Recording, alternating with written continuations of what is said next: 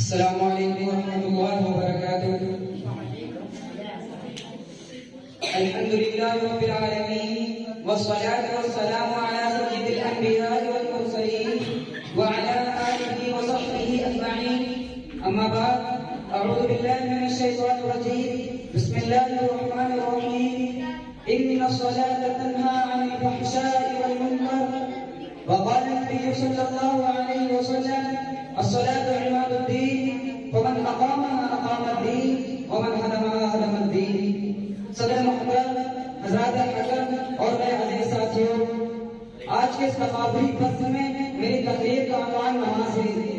دوستو، ابھی ہم نے آپ حضرات کے سامنے جو قرآن کریم کی تلاوت کی ہے اور حدیث کی ہے، اس میں مذہب اسلام کی سب سے اہم عبادت نماز کا تذکرہ کیا گیا ہے. نماز نہ پڑھنے والوں کے عذاب کا وارنٹ جاری کیا گیا. نماز سے غفلت اور لاپرواہی برتنے والوں کو سختی اور سزا سے ڈرایا گیا ہے اور بتایا گیا ہے روزہ محشر کی چاچڑا سے بوت اور بڑی میں کوشش سما سے بوت. اے لوگوں، محشر کا دن بڑا سخت ہوگا. محشر کی گھڑی انتہائی دشوار گزار اور جاگوس ہوگی اور اس دن سے پہلے نماز کا حساب و کتاب ہوگا. لیکن افسوس اور افسوس، ہماری حالت ہے کہ ہماری مسجد ویران ہو گئی، خانقاہوں کو بھول گئے، اصلاحی مجلسوں سے ناطہ توڑ لیا، کی محفلوں سے اپنا رشتہ منقطع کر لیا اور نماز جیسے اہم فریضے کو ہم نے پشے پشت ڈال دیا. وہ سجدہ روح زمین جس سے کانپ جاتی تھی، وہ سجدہ روح زمین جس سے کانپ جاتی تھی، اسی کو آج درستے ہیں منبروں میں خراب. حالانکہ قرآن کریم بار بار ہمیں بیدار کر رہا ہے، ہماری غفلت و لاپرواہی پر ماتم کرتے ہوئے ہمیں احساس دلا رہا ہے کہ اے لوگوں، نماز کی اہمیت و افادیت کو سمجھو.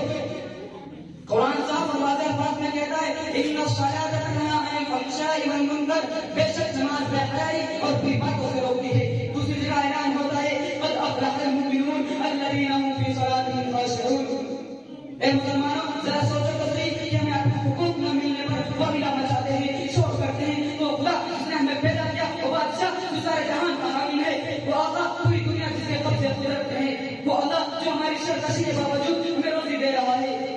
بتائیے، اگر اسی طرح اس کے حقوق کو پامال کرتے رہے، فرائض و واجبات کو ترک کرتے رہے، اس کے ارشادات اور مدات سے لاپرواہی برتتے رہے، تو کیا سمجھتے آپ اللہ پاک ہم سے ناراض نہیں ہوں گے؟ ہم پر اپنا کہنا نازل نہیں کریں گے؟ آسمانی آیتیں نازل نہیں ہوں گی؟ دنیا کے عذاب سے ہم بچ جائیں گے؟ نہیں، ہرگز نہیں. اللہ کی قدرت اور فقر سے نہیں بچ سکتے.